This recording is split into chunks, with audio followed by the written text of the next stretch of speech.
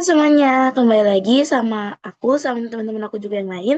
Hari ini kita nih mau ngebahas atau sharing tentang belajar teorema Pythagoras. Oke, langsung aja ke next slide ya. Nah, pertama-tama, teman-teman aku itu pertama ada Atalia, yang kedua ada aku Keisha, dan yang ketiga ada Stefani. Nah, apa aja sih yang akan kita pelajari hari ini? Jadi yang pertama, kita akan mempelajari terkait definisi dan konsep dasar teorema Pythagoras. Yang kedua, rumus-rumus teorema Pythagoras. Ketiga, contoh soalnya dan pembahasannya juga. Dan yang terakhir, pengaplikasian dalam kehidupan sehari-hari. Nah, untuk definisi sama rumus-rumusnya akan aku jelaskan ya. Untuk contoh soalnya nanti akan ada Stefani, dan pengaplikasiannya akan ada Talia. Nah, sebelumnya kalian pernah lihat gak sih tentang kayak bidang miring gitu atau kayak tangga yang bersandar di tembok? Pernah mikirin nggak gimana sih cara hitung panjang tangganya? Hmm, oke. Jadi tangga itu bisa kita pakai rumus Pythagoras, guys. Jadi Pythagoras ini mengatakan bahwa dalam satu segitiga siku-siku, jumlah kuadrat dari sisi yang saling tegak lurus sama dengan kuadrat dari sisi miringnya. Nah, ini nih guys. Jadi misalnya segitiga nih, ada ini yang bagian A, B, C. Terus di antara A sampai B, ini kita tandain dengan A kecil. Dan B kecil dengan B kecil, dan C ke A dengan C kecil. Nah, jadi kayak yang di sebelumnya udah dibilang, kalau misalnya A kuadrat ini kita tambahin dengan B kuadrat, itu hasil akan sama dengan C kuadrat. Nah, untuk contoh soalnya akan dibahas oleh Stefani ya. Terima kasih Keja atas penjelasan tentang teorema Pythagoras. Nah, sekarang saatnya kita mengerjakan contoh soal. Nah, di sini saya punya 3 contoh soal. Teman-teman bisa kerjakan dari nomor 1. Di sini aku coba menjelaskan ya soal nomor 1 ini. Nah, pada gambar di samping ada gambar segitiga siku-siku, di mana A-nya sebagai tinggi dan tingginya yaitu 5 cm diketahuinya, lalu B-nya sebagai alas yaitu 12 cm. Teman-teman diminta mencari C-nya berapa panjangnya. Nah, untuk mengerjakan soal ini, teman-teman bisa pause videonya dulu ya.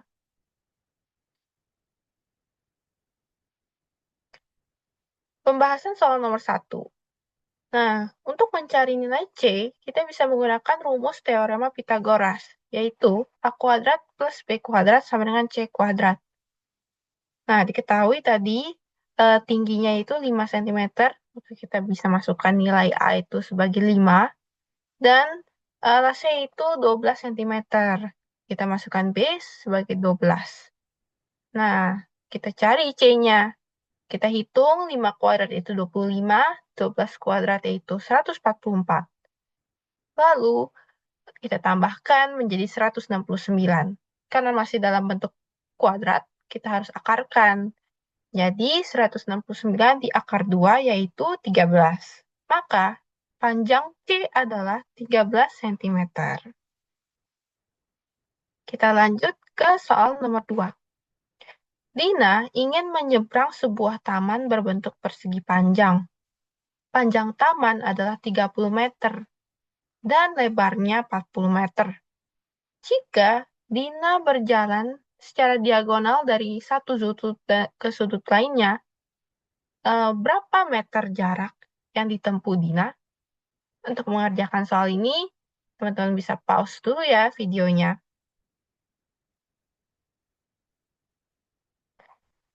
Pembahasan soal nomor 2. Nah, diketahui bahwa taman berbentuk persegi panjang. Berarti persegi panjang ini terbentuk dari dua segitiga siku-siku.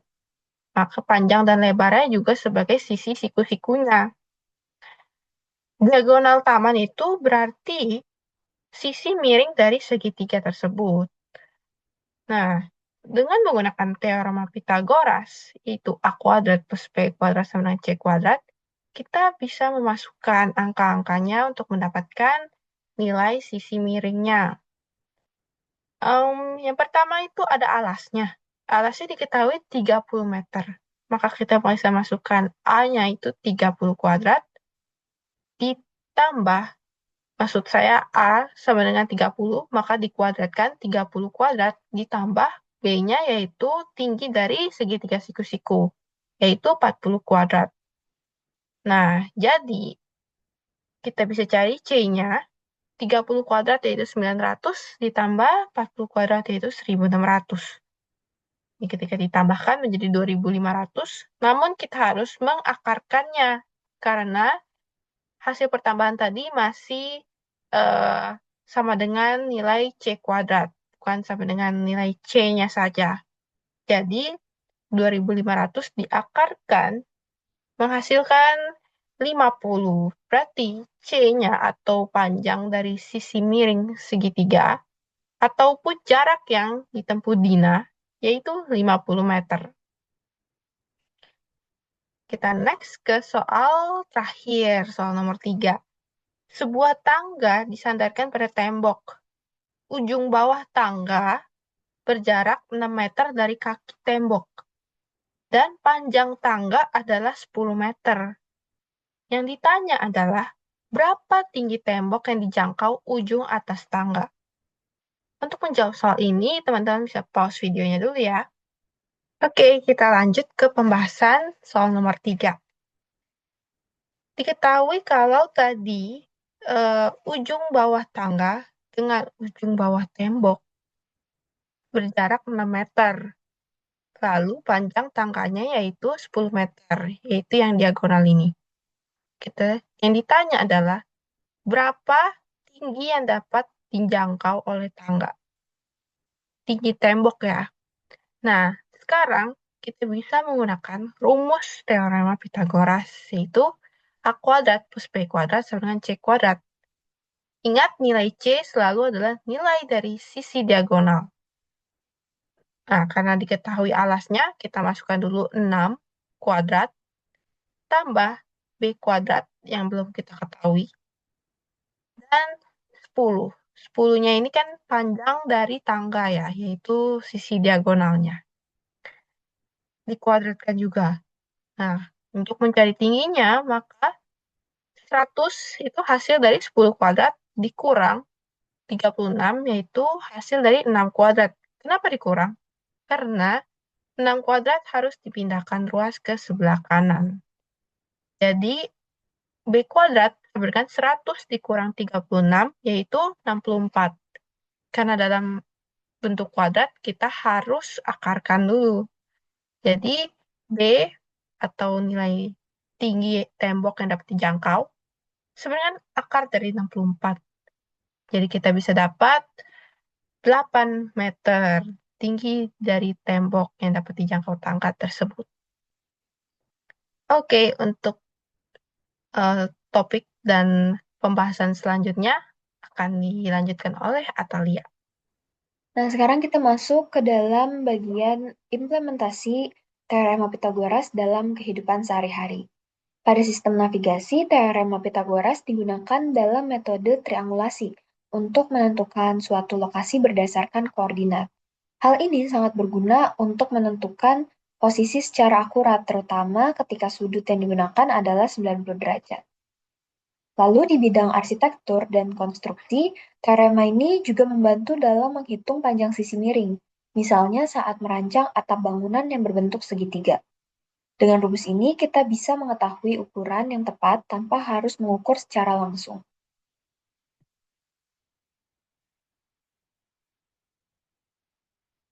Oke, berikutnya teorema Pitagoras juga dapat digunakan dalam melacak lokasi gempa bumi.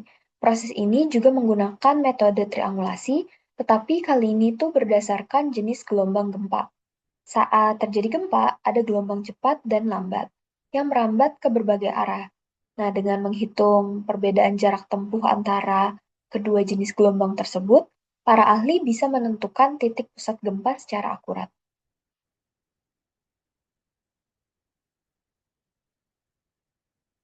Oke, jadi kesimpulannya, teorema Pitagoras adalah konsep penting dalam matematika yang berlaku untuk segitiga siku-siku, di mana kuadrat sisi miring atau hipotenusa sama dengan jumlah kuadrat dua sisi lainnya.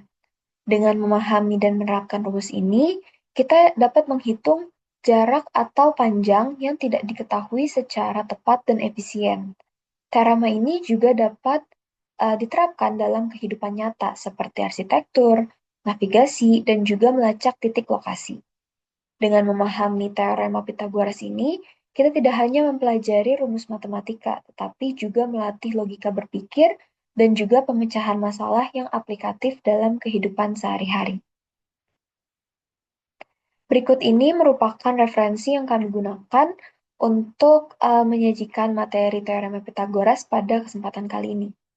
Oke, jadi segitu aja presentasi dari kelompok kami. Mohon maaf jika ada kesalahan ataupun kekurangan. Terima kasih.